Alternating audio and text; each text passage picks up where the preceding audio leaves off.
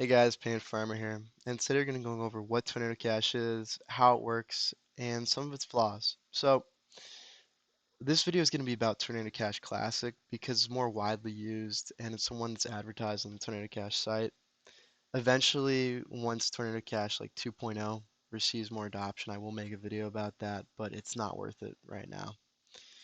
I know the logo isn't the best, but I've drawn it like 30 times today, so it's good. Um, We're gonna start with what Tornado Cash is because, we can't really talk about something if you guys are uninformed, and some people will be. So, for many of you, you might have heard of Tornado Cash on like Twitter when they say like, "Oh my God, look, the hacker, he routed all of his money through Tornado Cash," or like the rug pull, or the scammer, or whatever else. If you want to like hide your money from taxes, use Tornado Cash because you want to like clean your money. And all Tornado Cash is an attempt to create an anonymous transfer on Ethereum. So what exactly does all of that mean, right? I know it's going to be hard, but all it is when, like, when you transfer money on Ethereum, right? Let's say that your wallet address is 0xA and you want to give money to your mistress, 0xB, right? How do you do that without your wife finding out if she knows that your address is 0xA? That's kind of the issue that Tornado Cash solves is like if it's on the blockchain, everyone can see where your money's going.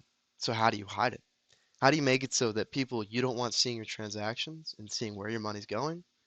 If you want to give it to somebody, how do you do it? And when Bitcoin first came out, people had the same issue, right?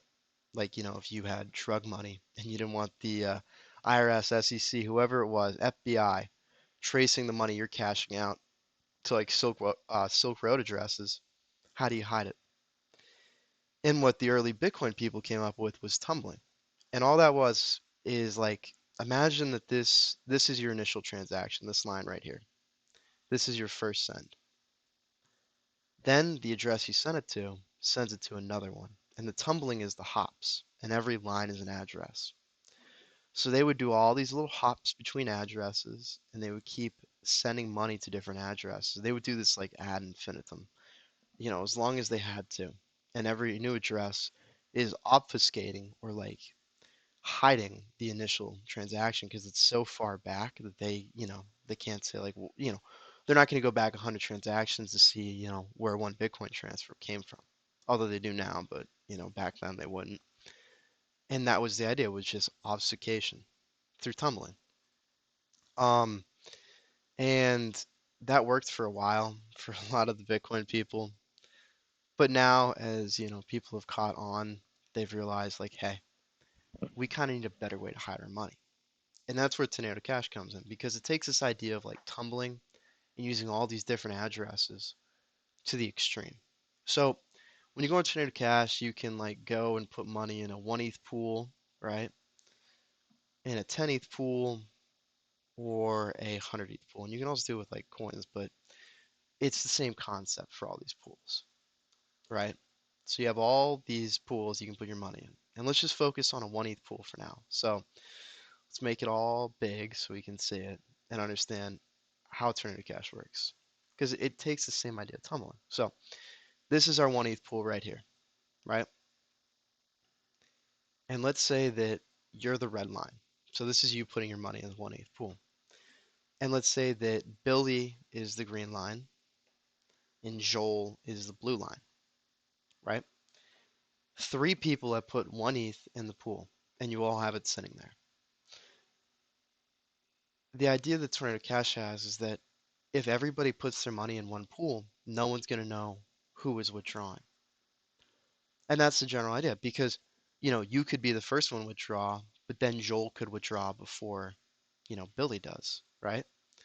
And then the question is, which one's Billy? Because if you assume that everyone is going to take their money out right after they deposit it, which some people do, and this is why that doesn't work because the assumption is that the first person, the immediate withdrawal is the person that had just deposited.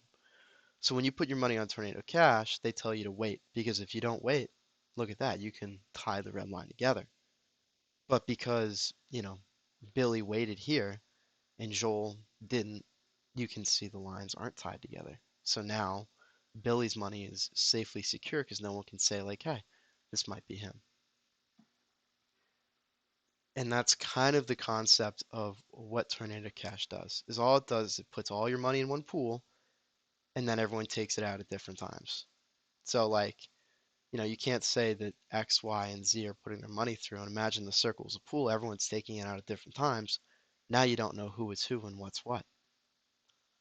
So that's all it does. It's basically just tumbling by having all these transactions go into one wallet because the pool is only one wallet, and then everyone withdraws at different times or even at the same times. There's no proof that you can connect that, yeah, Billy was the one that just withdrawed then, or was it Joel or was it you? You can't prove it and you don't know who was who. And that's the idea behind Tornado Cash. But when people don't wait, you can usually tell like who is who based on immediate withdrawals. And that's one of the faults of Tornado Cash is how people use it. Because if you, like right here, this is you. I guess I'll use pink because it makes it easier to see. This is you, and then you immediately withdraw after you deposited, and then I look in the person that just deposited has the same spending habits, the one that just withdrew, like you immediately go buy Chainlink, and your old wallet had Chainlink in it. It's pretty easy to tell that, yeah, that's the same person. But like for someone like Billy who waited, and let's say that he waits for like a month, and a month worth of transactions happen between Green depositing and Green withdrawing, I'm gonna have no idea who is who because there's just too many transactions to go through. But eventually, if you had enough patience and you waited and you actually went through every single one, you probably could figure everybody out. And that's one of the faults of Tornado Cash is that it's not secure. It is secure in theory and it does kind of work, but if anyone looks hard enough, they can probably figure out who you are. The other issue is that when your money's in this pool, even though Tornado Cash says that they are non-custodial, they can take all the money from the 1 ETH pool and like put it in the 10 ETH pool.